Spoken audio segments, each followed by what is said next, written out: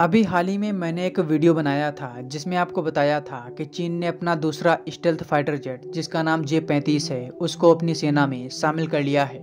चीन ने पाकिस्तान के साथ भी इस विमान की डील की है और जल्द ही पाकिस्तान की वायुसेना में यह विमान शामिल हो जाएगा। दुनिया में कुछ ही ऐसे देश हैं जिनके पास स्टेल्थ और 5th जनरेशन फाइटर जेट हैं। इसकी खासियत ये होती है कि दुश्मन देश का रडार आसानी से इस विमान को पकड़ नहीं पाता, जिसकी वजह से यह उड़ान भरते ही गायब हो जाता है। भारत के पास इस तरह का कोई भी विमान नहीं है, इसलिए कहा जा रहा था कि यह भारत के लिए बहुत बड़ी चिंता का विषय है कि चीन के बाद पाकिस्तान के पास भी ये हथियार आ जाएगा।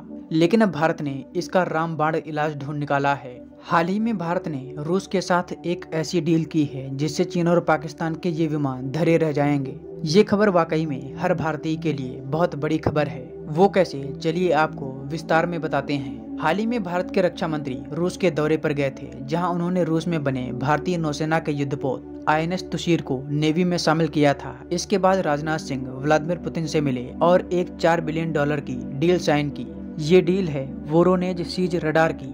ये एक अत्याधुनिक तकनीकी है। जब यह रडार भारत में तैनात होगा तब चीन और पाकिस्तान अपना विमान या मिसाइल भारत पर दागने से पहले 100 बार सोचेंगे। जिस कंपनी ने इसे बनाया है उसका दावा है कि यह radar 5th generation fighter jet को भी आसानी से ट्रैक कर सकता है, यानी दुनिया का सबसे ताकतवर और महंगा अमेरिकन फाइटर जेट F-35 भी इसके सामने फीका है। तो वहीं चीन और पाकिस्तान के विमान इसके सामने किस तरह टिकेंगे? यही नहीं, इस रडार की रेंज 8000 किलोमीटर है। कई जगह इसकी रेंज 10,000 किलोमीटर भी बताई जा रही है। यह एक बार में 500 टारगेट को डिटेक्ट कर सकता है, यानी ये भी कह सकते हैं कि अगर भारत पर एक साथ 500 मिसाइलों से हमला होता है तो भारत इसे रोक सकता है।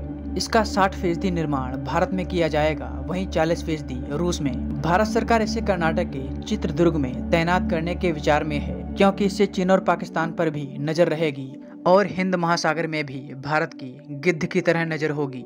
हालांकि भारत ने रूस से इस सिस्टम को खरीदकर चीन के स्टेल्थ विमान का तोड़ निकाला है। इससे भारत अपने ऊपर किसी भी हमले को रोक जरूर सकता है, लेकिन अगर भारत को चीन पर हमला करना है तो हमें 5th जनरेशन यानी स्टेल्थ फाइटर जेट की जरूरत होगी, क्योंकि चीन के पास भी S-400 है। राफेल इसके सामने काम नहीं करेंगे, इसलिए भारत को इस पर विचार करने की जरूरत है। दोस्तों, आप लोग इस डील को कैसे देखते हैं हमें कमेंट बॉक्स में जरूर बताएं। वीडियो पसंद आई हो तो इसे अपने दोस्तों के साथ शेयर करना ना भूलें और अगर चैनल पर नए हैं तो हमें सब्सक्राइब जरूर करें।